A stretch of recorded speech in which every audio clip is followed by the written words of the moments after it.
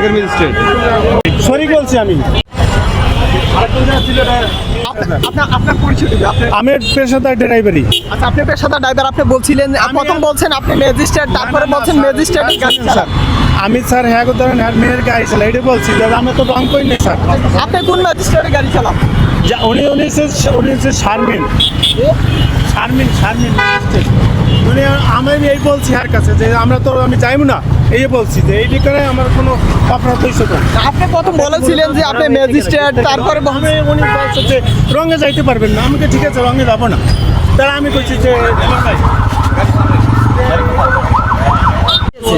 আমি বললাম যে আমরা দেখেন স্যার আমরা তো ই করি, এত তো ই করি না, রং করি না। মানে ম্যাজিস্ট্রেটের গাড়ি চালানো। আপনি কোথাকার ম্যাজিস্ট্রেট আপনি? হ্যাঁ, এটা কি এটা তো ড্রাইভিং লাইসেন্স। আপনি ম্যাজিস্ট্রেট? না, আমি এখন গাড়ি চালাই। আপনি গাড়ি চালক, তাহলে আপনি ম্যাজিস্ট্রেট পরিচয় দিয়েছেন না, কেন?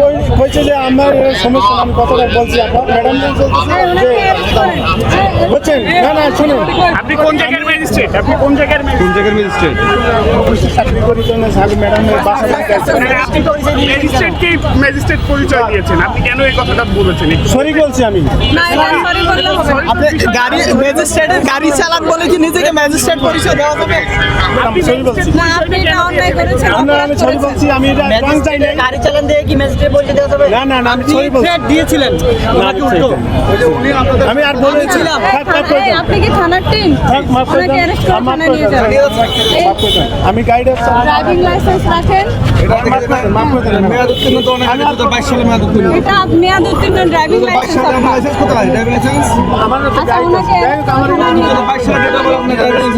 এটা রাখেন। এটা জব্দ করুন। হুমকি দিয়েছেন। না আমি কোনো এই অপরাধে ওনাকে থানা দেওয়া